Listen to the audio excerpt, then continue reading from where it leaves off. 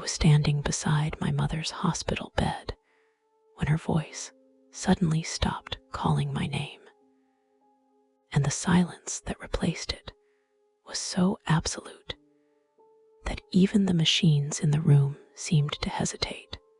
My hand was still resting on her arm when I realized the sound had vanished only after I forced myself to look directly at her face.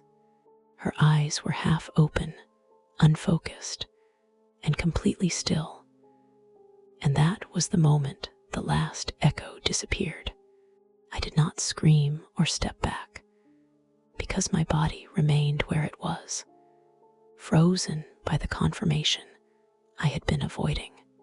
Just minutes earlier, I had been walking down the narrow hospital corridor, following behind a nurse, convinced my mother was still alive, because I could hear her voice clearly behind me. She had called my name the way she always did, firm and unmistakable, and the sound had guided my steps without question.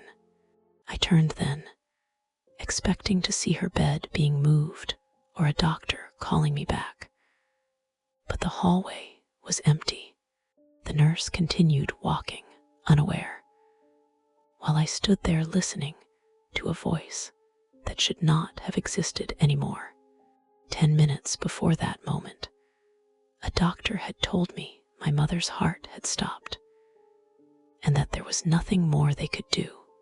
I nodded because my body knew how to respond, even though my mind did not accept the information.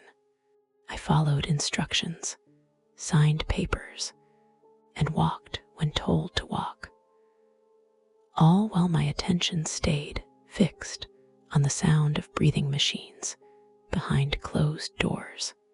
The corridor smelled of disinfectant and old air, and the lights buzzed softly overhead. I heard the ventilator through the door of the ICU room as I passed it, steady and mechanical. That sound gave me something solid to hold onto, something that meant she was still there. When the machine went quiet, I noticed it but did not react, because silence did not register as final yet. I kept walking, counting steps, until I heard her voice behind me. It was calm, clear, and specific, using my name the way she did when she needed me immediately. I stopped because my body obeyed the sound before my thoughts could intervene. The hallway remained empty, and the nurse ahead of me turned the corner.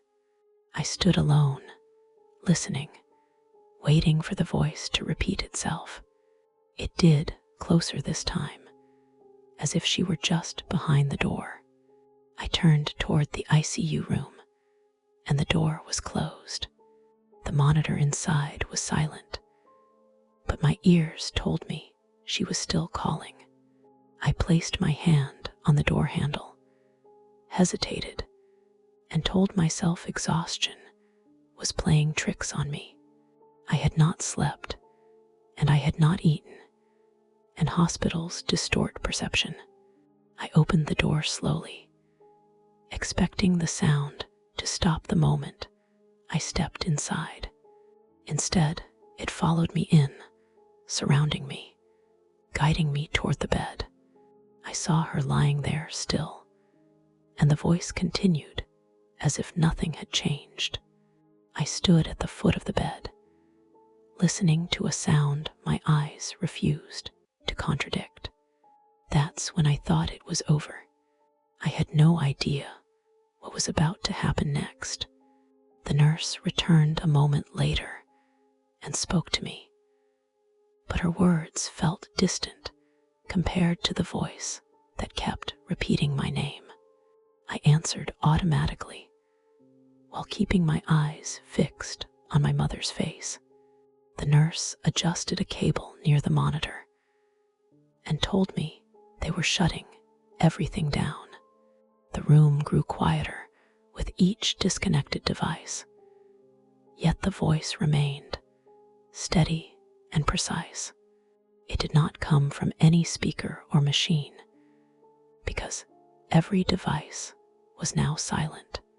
I looked around the room, searching for the source, and found nothing that could explain it. The nurse asked if I was okay, and I nodded, because explaining would have required admitting something I was not ready to face. When the nurse left, the door closed with a soft click, sealing me inside the room. The voice grew closer, no longer behind me, but directly beside the bed.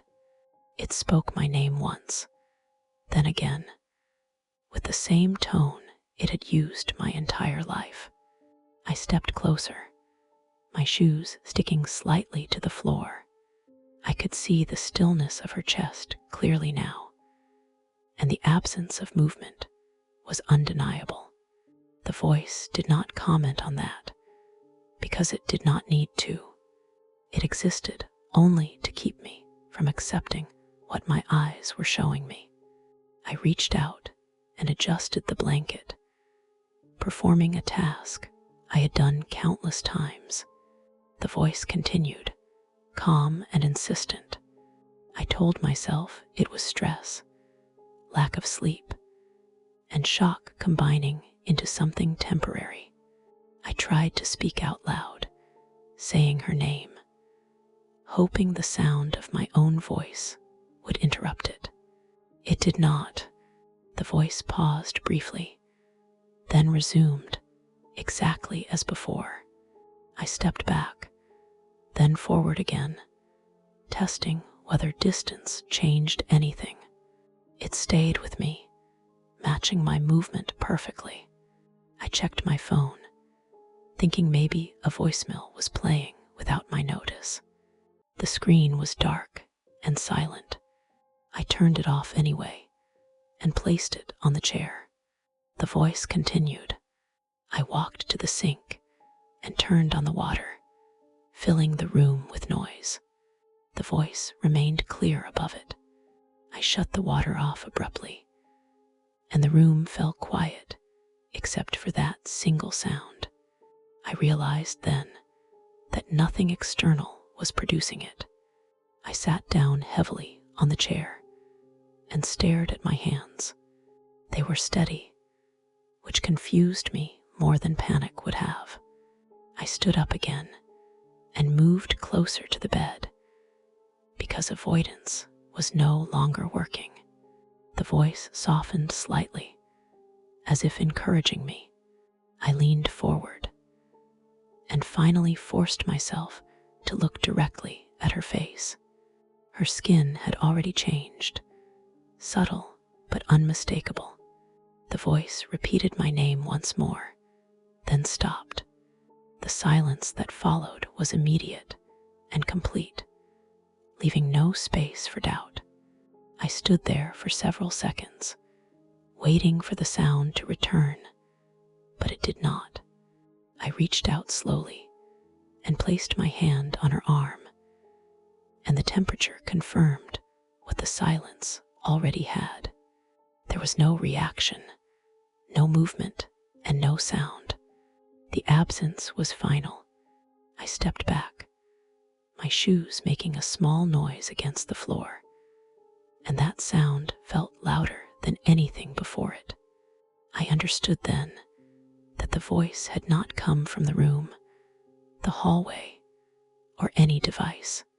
It had existed only as long as I refused to confront what was in front of me. The moment I allowed my eyes and hands to accept reality, the sound had no function left.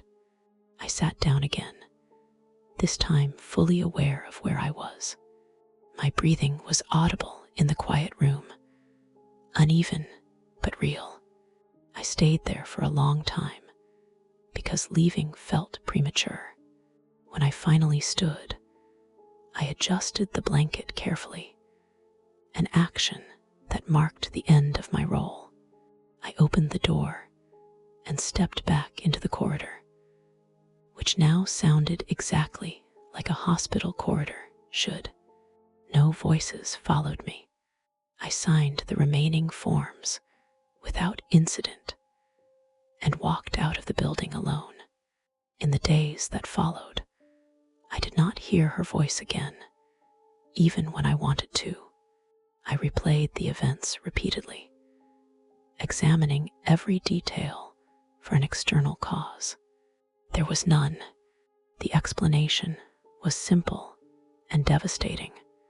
My mind had created the sound to delay the moment of acceptance. It had used memory, familiarity, and timing with terrifying precision. It had protected me until it could no longer do so without breaking completely. The realization did not bring comfort. It brought a new kind of fear, because it revealed how convincingly the brain can replace reality. I continued living, returning to work and routine, but the memory of that corridor stayed sharp. I no longer trusted silence or sound completely. I learned that grief does not always announce itself with visible collapse. Sometimes it builds an entire experience, complete and convincing, to keep loss at a distance. When that structure finally falls, it leaves nothing behind to soften the impact. One last question. If you were in her place at that moment, would you have done the same? Be honest. What does her choice deserve out of 10?